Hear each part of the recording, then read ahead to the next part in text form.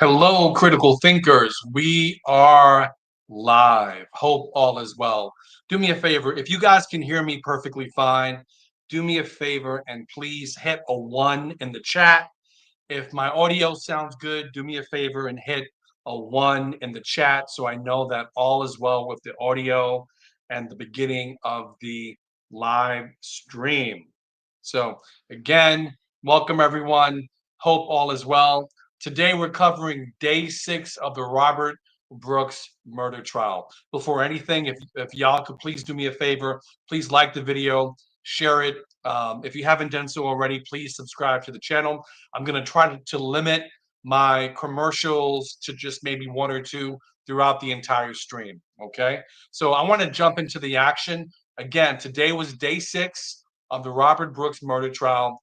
We had explosive, very, honestly, the testimony from Sergeant Trombly really made me very upset. I was very angered and pissed off by some of the things that he said. But again, this should not be surprising. Those of you who know what's going on in the New York State Department of Corrections know about the sadism, know about the atrocities, the beatings, the murders, and most importantly, know about the culture of corruption.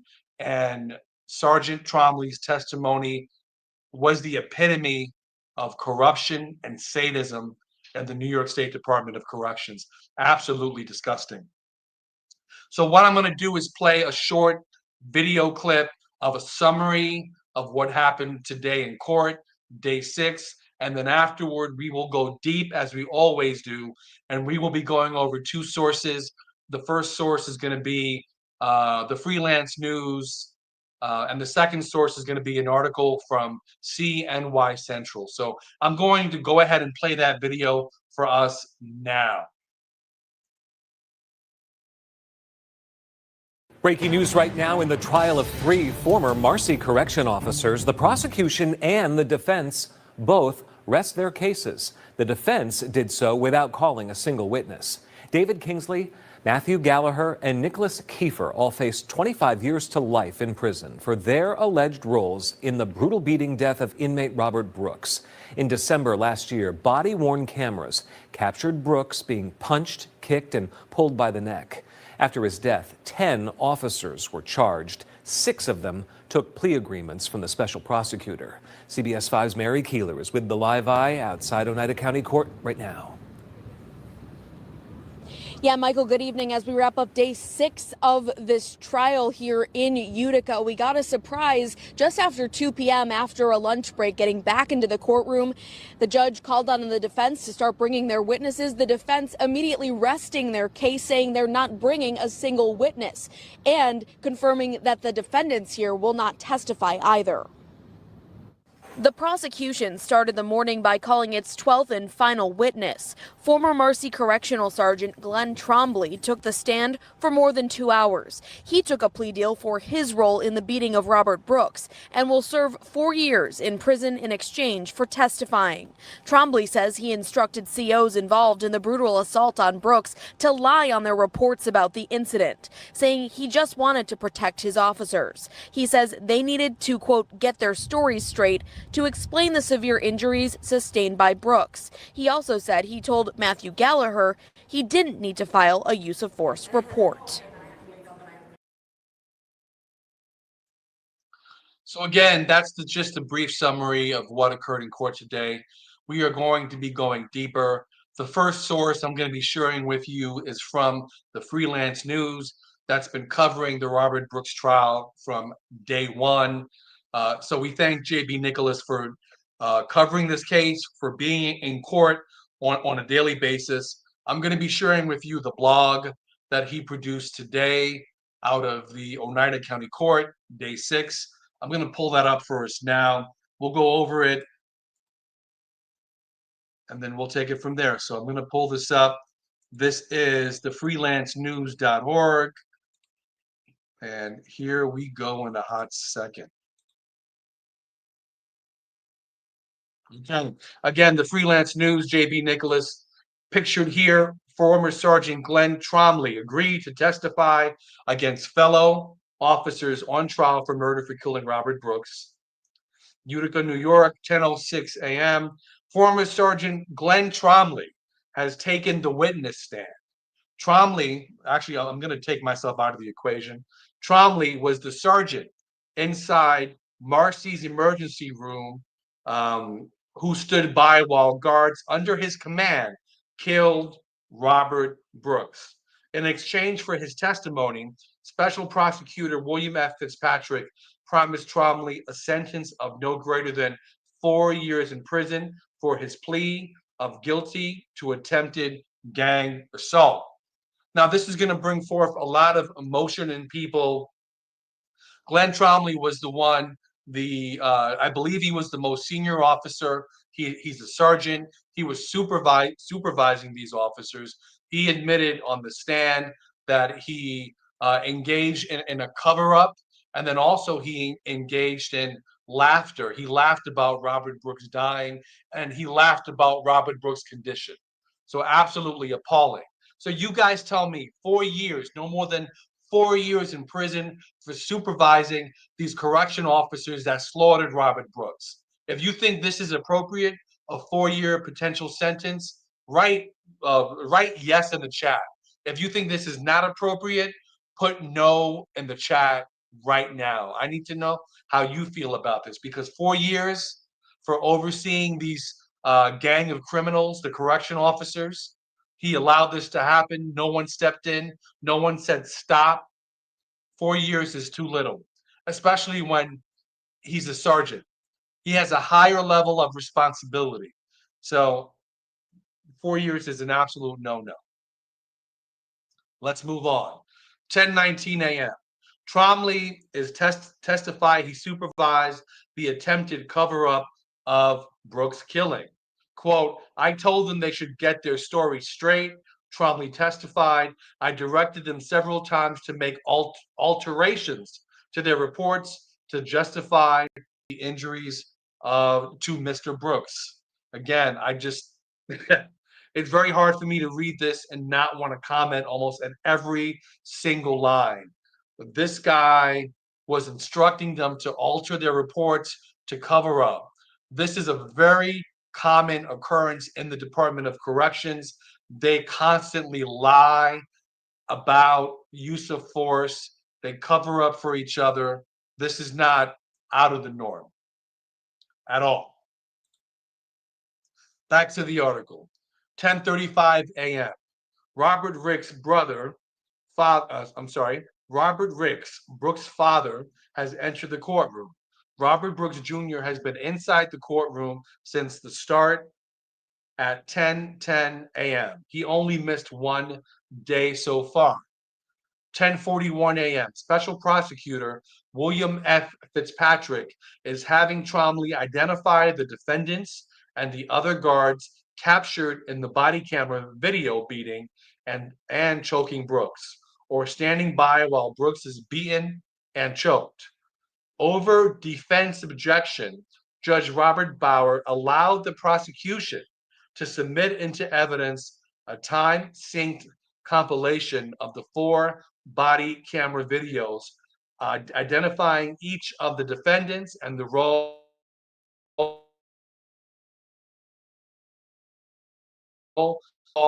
There were pretrial motions. The defense was trying to get this video not entered into evidence. Well, the 4 body cam videos were entered, but the synchronization of those 4 videos, they fought hard to get this not entered, and they lost. 11:01 a.m. David Longaretta, lead attorney for Nicholas Keefe, is cross-examining Trombly. Trombly says he viewed Kiefer as a level-headed guard who preferred to use pepper spray on inmates instead of beating them. He also testified Christopher Walrath, who hit Brooks first on December 9th, is aggressive. Kessler, he said, was a hothead. Longaretta is trying to minimize Kiefer's role. Again, for those of you not familiar, this is the freelancenews.org, and this is JB Nicholas's account. man who was in the courtroom watching and listening to all of the testimony. We're going to 11:46 a.m. Kevin Lewebrand, Matthew Gallagher's attorney, is cross-examining Trombly. His questions are aimed showing Gallagher's limited participation in Brooks' killing. At the end of the day, the video still captured Gallagher putting leg shackles on Brooks and pushing him down onto the table. 12:28 p.m. Luke Nabush, Kingsley attorney,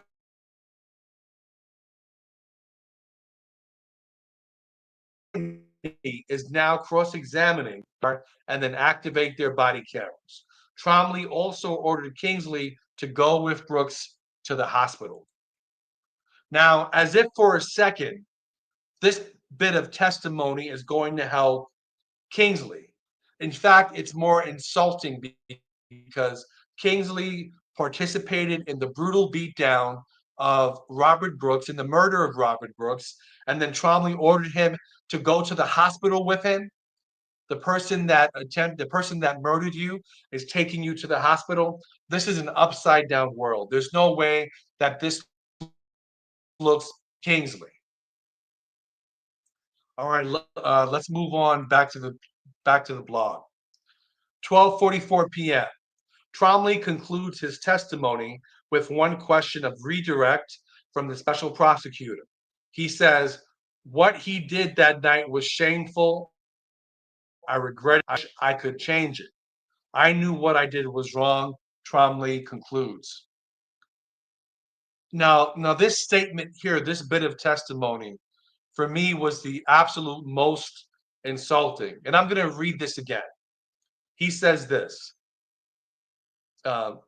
what he did that night was quote unquote shameful. I regret it. I wish I could change it. Quote, I knew what I did was wrong. He does not regret what he did. He regrets getting caught. He basically got caught. That is what he regrets. The Marcy beat up squad, these correctional officers have been beating individuals for decades. It's been happening. And this is the first time that there might be significant justice for those prison guards who are doing this. So Trombly doesn't feel bad about doing what he did because he ended up laughing about it. He laughed with other correctional officers. He regrets getting caught. So let's get it twisted. Let's not get it twisted. Let's continue on. 12:51 p.m.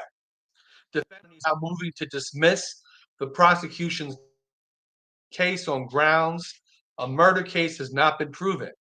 These are pro forma motions to preserve the defendant's right to appeal. They will almost certainly be denied.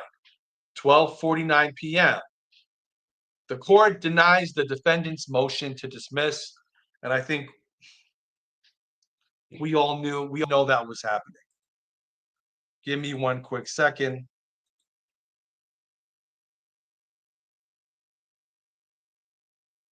Okay. All right, I'll continue on.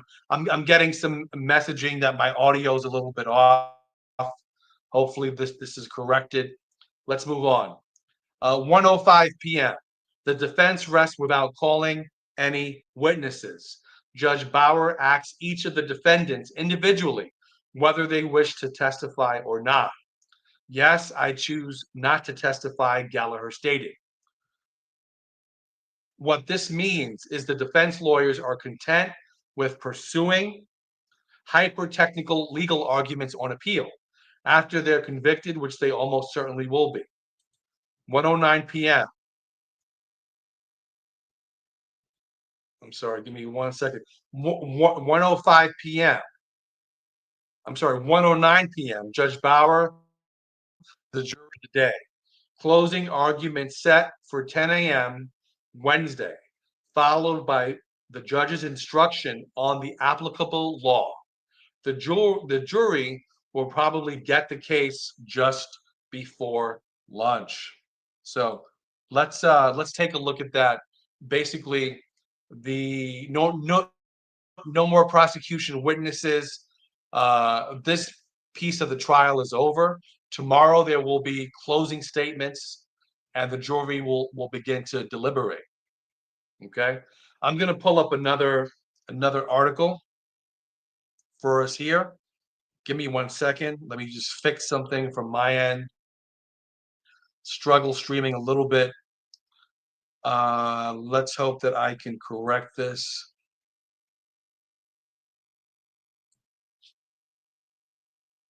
Okay, give me 5 seconds. I'm going to move forward. Hopefully you guys can hear me fine, see me just fine. The reason I'm getting a lag, I don't know why, but I want to jump to the next article and share y'all. Okay.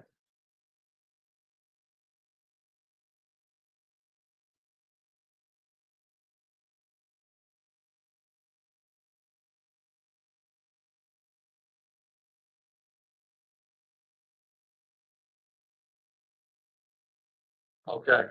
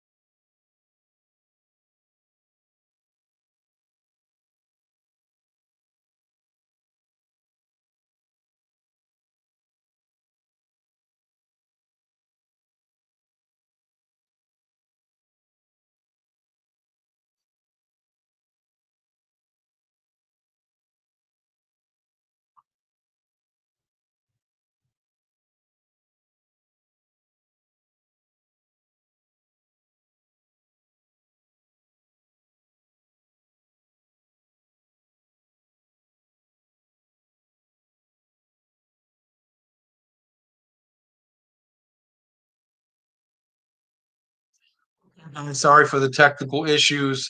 The powers that be do not want me to produce this. Hopefully, there's no more problems, no more lags. I'm going to share with you the next article from CNY Central. The author is Matthew Benninger. Give me 1 second, bear with me. Hopefully, this is better. And the reason why I'm sharing multiple articles is because this article has a few things not mentioned in um, the freelancenews.org. Okay, so here we go. Okay, defense rests case in Marcy inmate murder trial without calling witnesses. Matthew Benninger. Now, there's one thing that's very interesting. I'm sorry, I'm going to bring myself up again real quick. One thing that says to me that the defense that they are very short on funds, on resources, is because no expert witnesses were called to refute the medical evidence. That surprised me. One thing that they could have done was brought also a law enforcement expert to try to refute a lot of the evidence in the case. So it's very damning to the defense that they were unable to call any expert witnesses, or they had no witnesses of their own. It's very telling. So let's bring up this article from Matthew Benninger again. Hopefully we have no more technical issues here. Utica, New York. Tuesday is the sixth day of the trial of three former Marcy correctional officers accused of murdering inmate Robert Brooks. The court resumed after a brief pause for Columbus Day. Day 6, witness 12. Former Marcy Correctional Sergeant Glenn Trombly took the stand Tuesday morning. He is the most important witness to the prosecution. Trombly previously took a plea deal in the murder case. He pled guilty to attempted gang assault and agreed to testify in exchange for no more than 4 years in prison. Trombly was directly involved in the assault against Brooks.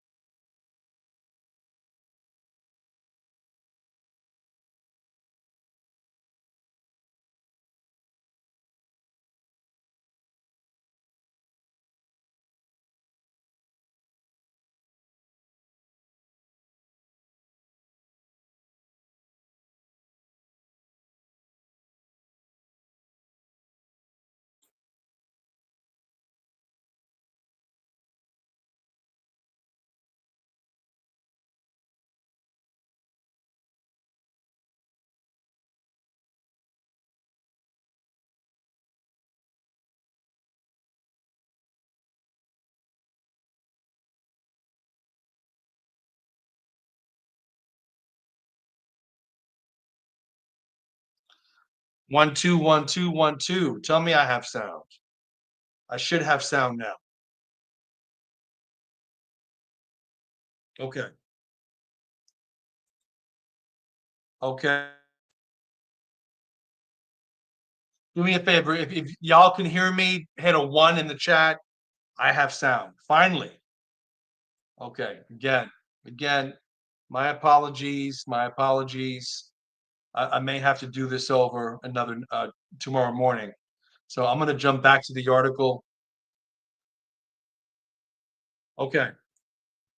This is where we were at. Trombly told the court that he was close to the end of his shift before the beating began. Therefore, his body camera was shut off.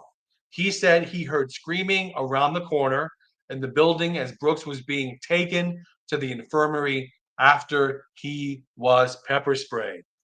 He then turned his body camera back on.